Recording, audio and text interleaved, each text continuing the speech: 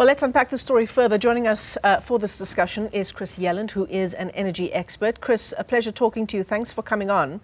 There was a time we never thought we'd get here, right? 130 plus days and no load shedding.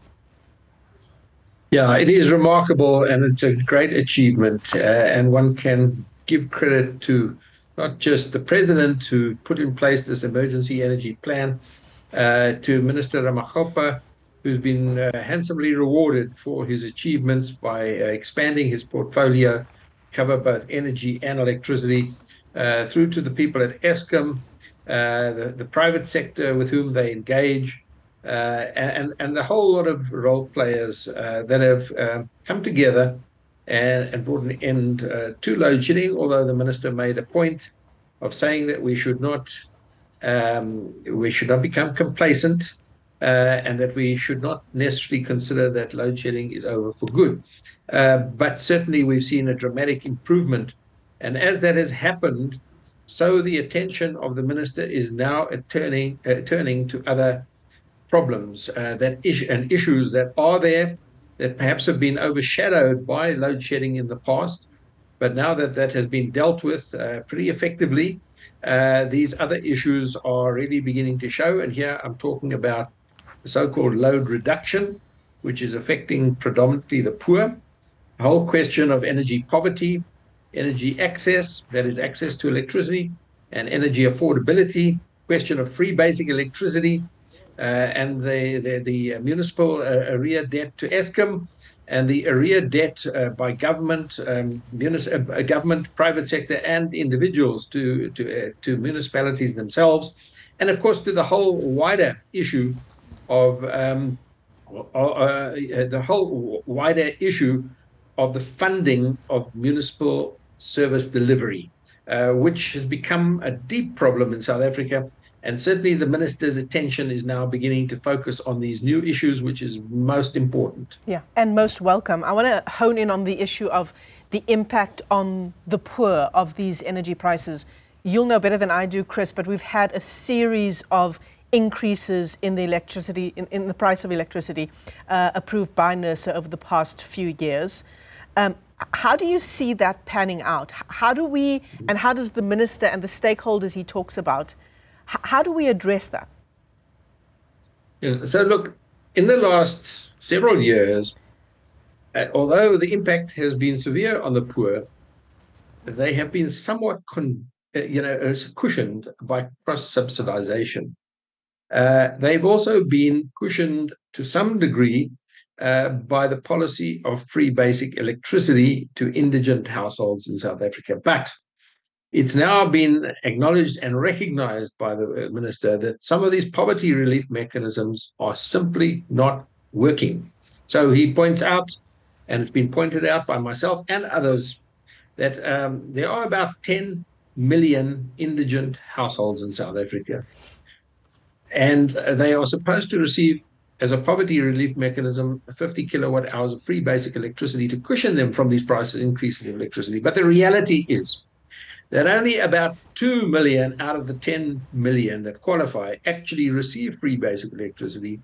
And the vast majority of the money that is given by National Treasury to municipalities to fund free basic electricity is misappropriated by municipalities and used for purposes never intended. And this is a big problem, because a major poverty relief mechanism is being misappropriated.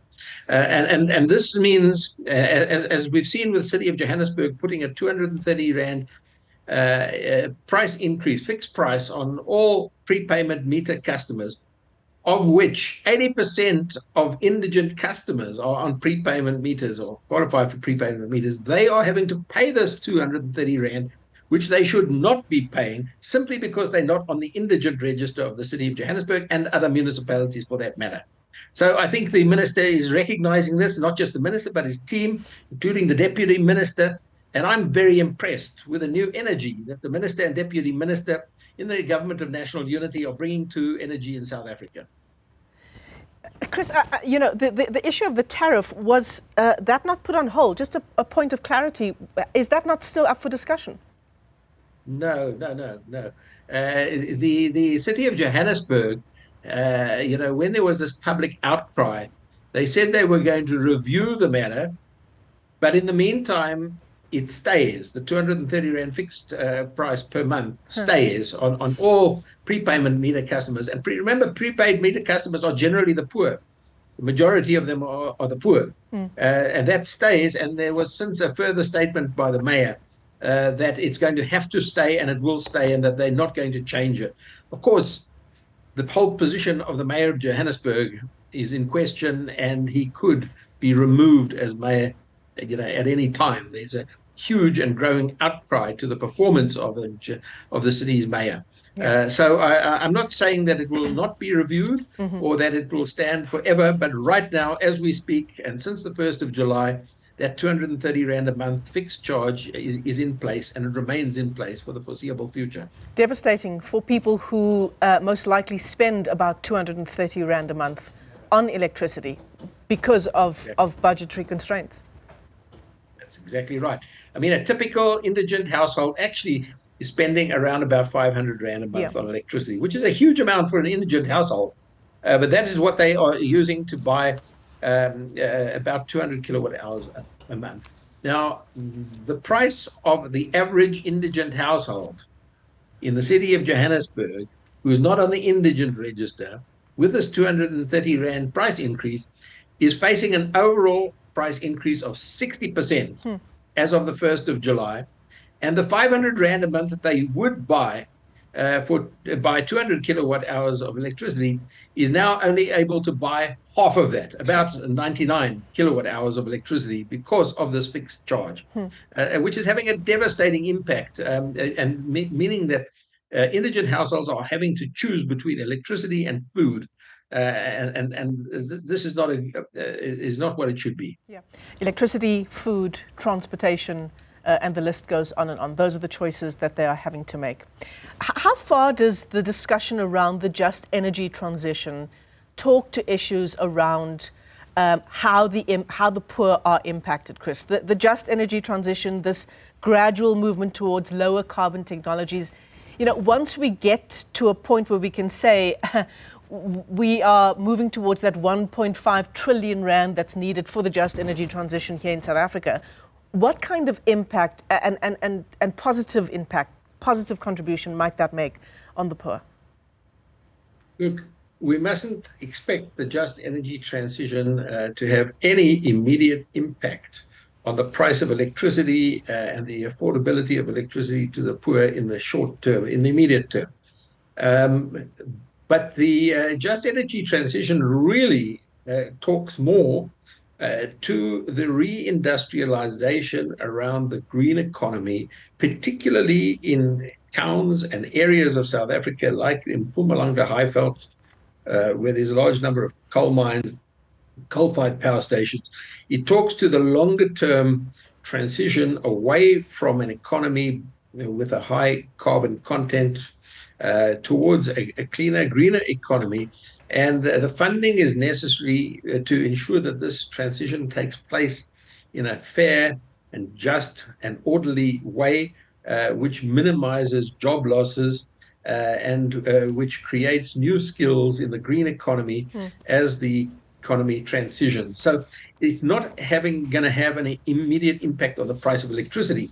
But in the long term, the opportunities offered in the green economy are significantly greater than the costs. The job opportunities, the job creation opportunities of the green economy are much higher than in the old economy, and therefore will create new jobs. But as I say, this is not a short-term thing. It's going to take place over several years, if not decades. Yeah, absolutely. So 9.6 billion Rand less spent on diesel in the last 4 months. We're seeing some units even being switched off. There's a term that's being used here, but essentially when capacity dramatically exceeds demand, some generation units get switched off for days on end. And the question, I suppose, for those of us who have had a massive impact as a result of load shedding, not only just the inconvenience of it, but the impact on our businesses and our ability to earn a living. Why couldn't we take the steps that we're taking now 5, 10, 20 years ago? Of course, that's exactly right. That is what we should have been doing all those years ago.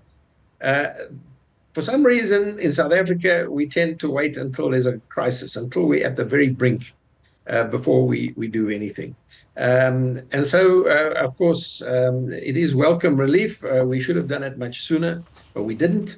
We are where we are, and I think, well, credit to the people involved that we have actually reduced load shedding so dramatically.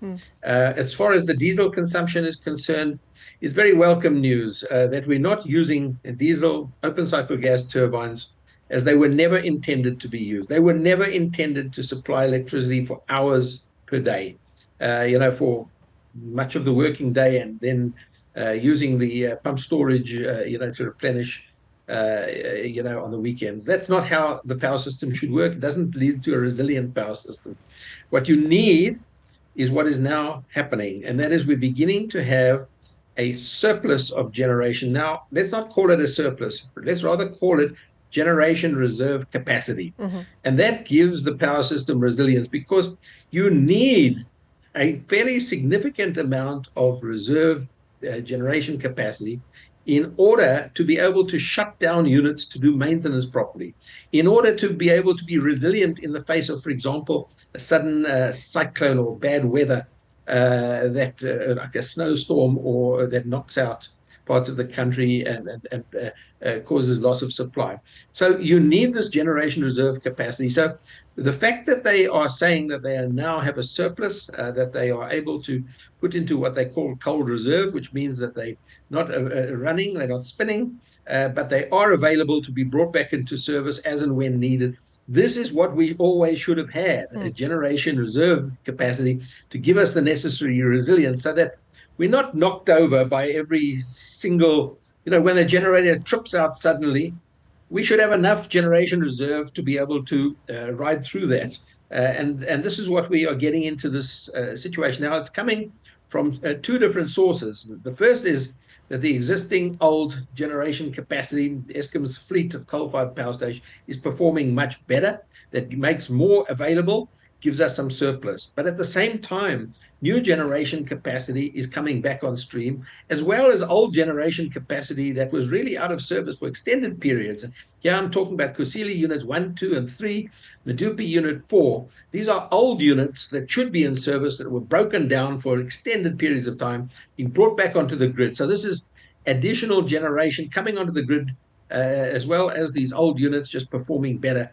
And then, of course, you've got wind and solar and battery energy storage, all helping with new generation capacity.